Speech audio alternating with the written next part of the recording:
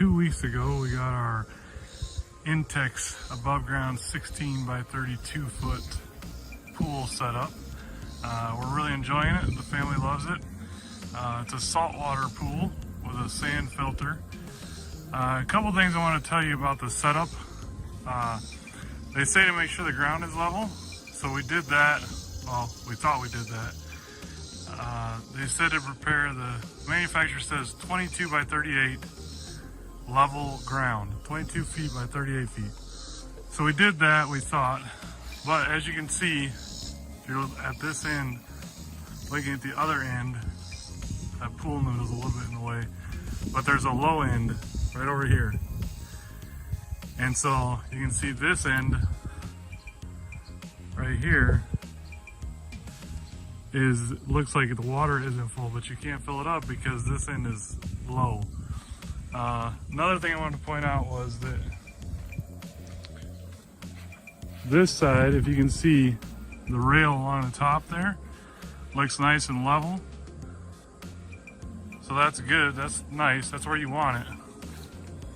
But on the other side, aside from the house, of course,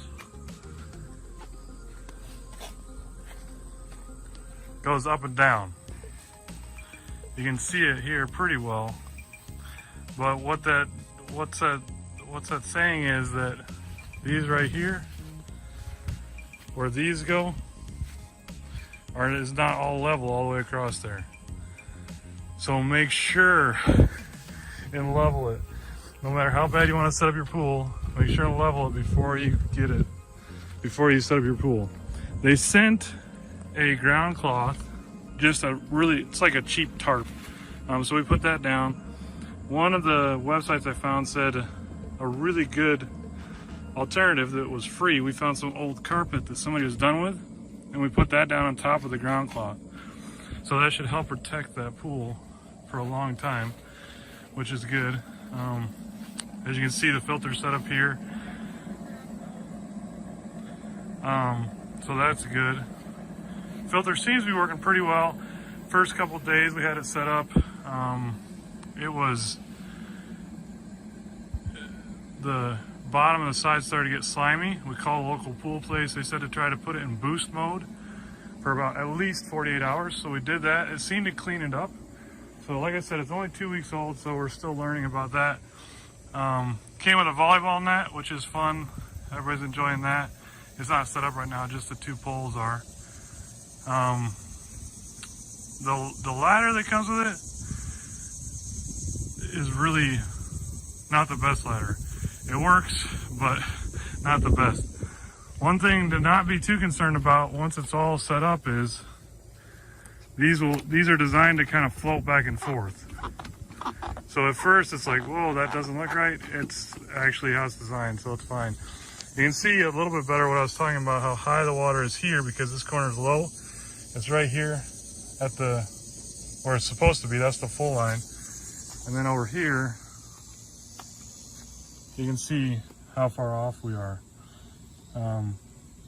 We've been cleaning it vacuuming it maybe once a week. That seems to be working right now. But yeah, overall it's a great pool. Highly recommend it. We found this one on Amazon. eBay had a really similar price. But yeah, hope this helps, and whatever you do, make sure that ground's level before you set your pool up. So I want to do a quick update. Last time I showed the video of this, it was not level at all. The pool was not level. This spring when we went to set it up, you can see a lot of those problems we remedied, and I'm going to tell you how we did that. So you can see this other side right here, the side closer to the house was like a wave up and down the top line there, the top bar. You can see now also the other end of the pool, the right hand corner in your view, and the left hand corner are almost identical as far as water height.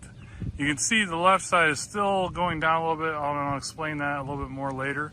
But what we did was we counted the number of legs all the way around the pool and went to Home Depot and purchased some blocks, some pavers, and I'll try to put a link in at the bottom of the video for that. But They're 12 inches by 12 inches, and I think it's 1.5, at least 1.5 inches thick.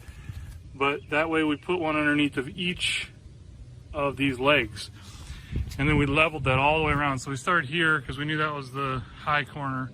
We went all the way around. And since last year, we've also added a propane tank and a propane heater, which I'll post another video about later. But that actually, it's a Hayward heater, and it's works really, really well. We're actually, the reason for the trench is we're getting ready to bury a natural gas line to it, which will run a lot more efficient. This end is the low end, still a little bit lower than the rest, but it's a lot better. You can see here, try to get a good shot of this. Underneath of the carpet, you can see we actually had to build this up a little bit with some boards and then some sand. This is the original carpet that was down when I showed you the first video. We actually had enough carpet to add another layer of carpet, or an additional layer of carpet that's wider, so it comes all the way out to here and all the way out here. And that will cover up the pavers, and it will also allow us just to be able to trim the grass back there instead of grass growing all the way up to the edge or closer to the pool, which we didn't want to have to weed whack that. So then on this end, we had a little bit of scrap of carpet left. This is the end where we had the ladder. So we just went ahead and threw that down. This end being the lower end, underneath these pavers, we had to dig deeper holes and put in a landscaping block, sometimes vertical, sometimes horizontal. Put gravel down first, then the landscaping block, then the paver on top of that. Just trying to keep this corner built up a little bit more than what it needed to be. But I'll show you this side again. You can see it compared to last year, just a whole lot more level, a whole lot more straight across the top. Still a little bit to it, which is hard to avoid, especially since you can see some of the legs are bent because the first year we put it up, we didn't do enough site prep. So I cannot emphasize that enough. I know there were some comments on the first video, people having the same problem. Again, it's a great pool, great design. We're loving it, and hope this video helps you. Have a great summer.